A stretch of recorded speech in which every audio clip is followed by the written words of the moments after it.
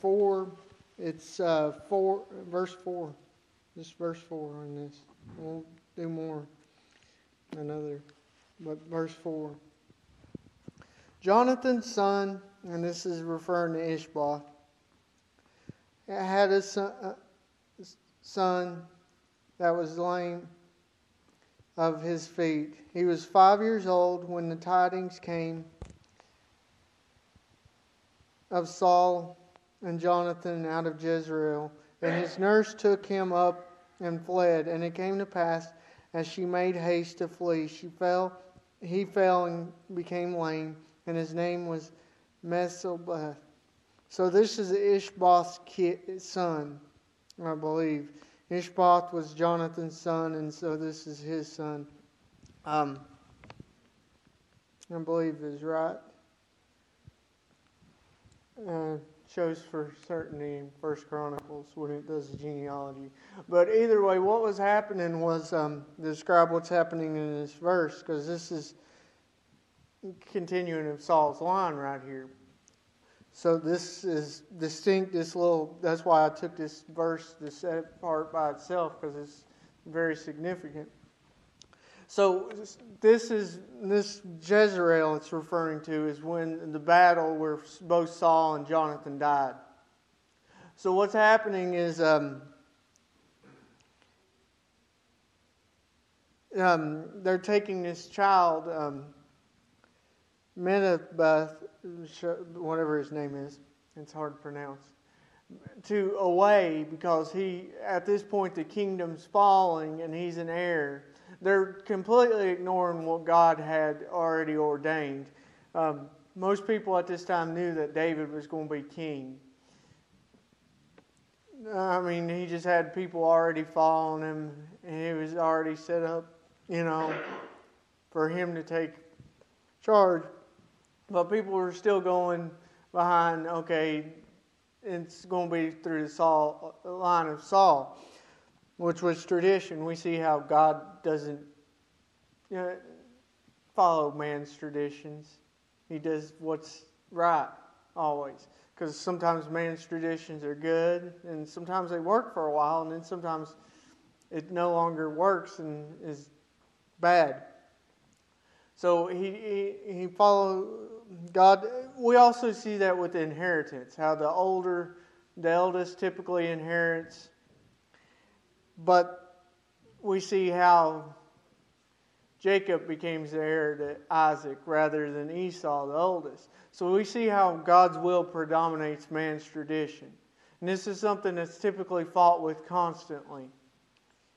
It's what we think being man's tradition.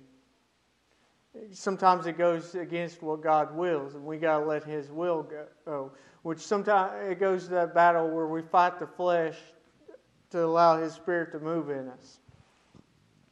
So in a way, that's exactly what's going on here. But they're not seeking God. They're seeking what they think completely, which is why they're taking this boy away. And him being lame is kind of important. She accidentally dropped him. It made him lame because he was growing and it broke his legs, so they didn't grow upright to where he was just crippled. They didn't, at that time, have doctors as good as they did today. If in today's time, it probably could have helped him and grown up normal, but he grown up with damaged legs to where he just couldn't walk because of it. But either way, she was fleeing with him so that he would be protected, because at this time, the king fall, the heir to the throne fall. At this point, they were probably next move, and this would have been assumed, and this is why she moved him, that they would have wiped out Saul's lineage completely so that that kingdom would be stamped out. And because the other people wouldn't have recognized David as the next king because he wasn't from Saul's line. And even if they did, David being a man that followed God, they necessarily were probably scared to attack him in that way. Because if they would have attacked David in that way that they could have went after Saul's family, they all would have been stomped out, and eventually they would have, which led to Solomon not having any military battles during his reign as king. In fact, the next struggle that was an internal where they just split, which happened after Saul, where they split into two nations, had no outside conflict whatsoever. So, sometimes instances and bad things happen once we seek after the flesh, even once we have good intentions by them.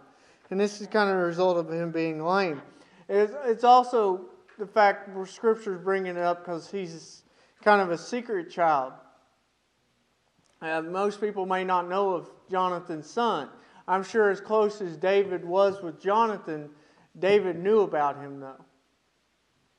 But, and it plays out through the Scripture, David had made that truce with Jonathan before Saul's death, before his death, where he made peace with the family. David didn't touch Saul because Saul was the anointed. He was set up to be king by God. But the rest of Saul's line did not have that. And this is why he had no problem going after Abner. But he didn't go after Jonathan's children because of his truce that he made and his oath he gave to Jonathan, which was simply between him and Jonathan, between the Lord and David at this point. Jonathan was dead, so nobody knew about this oath except for David and the Lord. But David, being a man that seeks after God, is willing to keep his promise still, even after Jonathan passed, and to his family. Which it shows that the heir to the throne is weak, and sets up where David later in the chapter shows mercy on him rather than have him killed off or whatever that the people typically would have expected to be done. Because they would have seen him as still yet another threatening David's throne. And rather than David later making an example of him, he shows mercy. And people respond better to acts of love rather than acts of demand and things. And that's how we are to act as Christians, with acts of love and kindness. We're to be bold in the Lord, but not bold in what we do. We're to be humble in how He uses us.